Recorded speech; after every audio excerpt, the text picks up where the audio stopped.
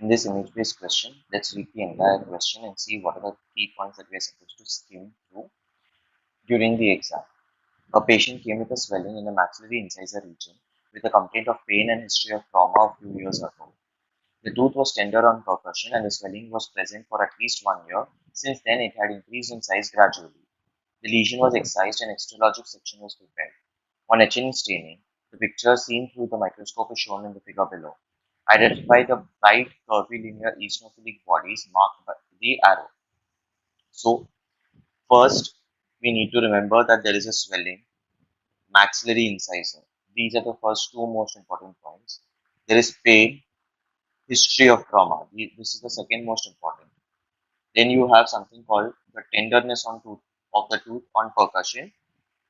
Since then, it had increased in size gradually. So we know that we know the location, we know the presenting complaints of the patient, and we know the location.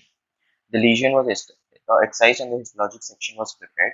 On HNE staining, the picture seen through the microscope is shown in the figure below. All this is not important for us because we already have the image, so we do not need to really read this in detail. What we need to read through is this bright, curvilinear, eosinophilic bodies. These are the three most important points. And next, the fourth important point is history of trauma, swelling, maxillary incisor region, and swelling increase gradually. So these are the most important points that you need to remember about. Okay, so you should go in this order. When you are having such a question in the exam, just read the question extremely fast. See what are the key points that you have to remember and pick up only on those.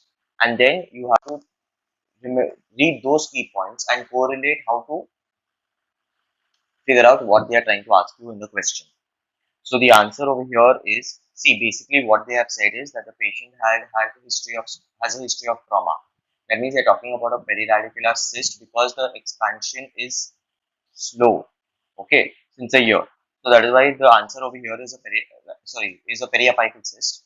This periapical cyst, we have taken a histologic section, and one of the the two key features in periapical cysts that we see are cholesterol crystals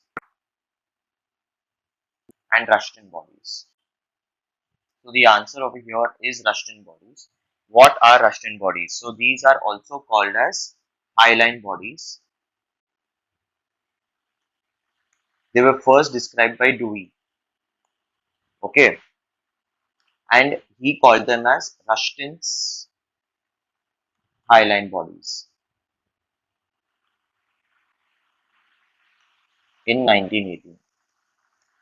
Okay, these are found in the epithelium. So if you go to the question over here, see, this is the epithelial lining, this is the connective tissue. So this is the connective tissue of the cyst, whereas this is the lining of the cyst. So as we all know, the periradicular cyst consists of epithelial cells lining the lumen, and after that you have the connective tissue of the cyst. Okay, so according to this, what do we know about them is this is how they are described: linear, straight, curved, or hairpin. This is an important point. This hairpin has been asked multiple times. Okay, one of the most important things is these are brittle, and when you take a section, they can easily fracture and they can appear as empty masses. Okay, so what are they believed to be is that these are believed to be derived from, according to Rushton, he said that the secondary enamel cuticle that is there, that gives rise to Rushton bodies. In addition to that, there was someone else who said that it could be a form of keratin.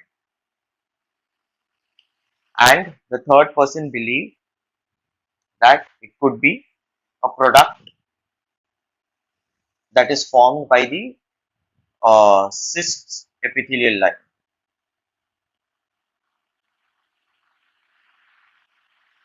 Okay, there have also been speculations that it could be from the thrombus that is formed in the venules in the cyst. Okay, so these are the most important points about uh, Russian bodies. They are of two types, type 1 and type 2. The type 1 is a fine grained matrix which encloses a coarse grained material. So you have basically, this is suppose your body. So you have the matrix is fine granular and this includes a coarse granular. Okay, this is type 2, sorry. On the other hand, type 1 is, it is just like this. It only contains a fine granular matrix, but then there is no central compartment. That is, in the center, you do not have this coarse granular component. Coming to the other points that are there in the question. So, Russian bodies we have discussed in detail. Bar bodies are formed during oogenesis. So, the inactive X chromosome, which is seen in the oocyte, those are the ones which are forming the bar bodies. Lysogang rings are seen in adenomatoid odontogenic tumor, also called as uh, uh, glandular ameloblastoma. So that is what we see over here, Lysogang rings. They are concentric rings which are hyalinized in nature and they are present just below the epithelium. So these Lysogang rings are what are seen in AOT and they are the most pathognomic features over here. Toto bodies, these are what are toto bodies. They occur in response to inflammation and they are actually nothing but keratin which gets deposited within the cells of the squamous epithelium of in the case where you have an inflammation.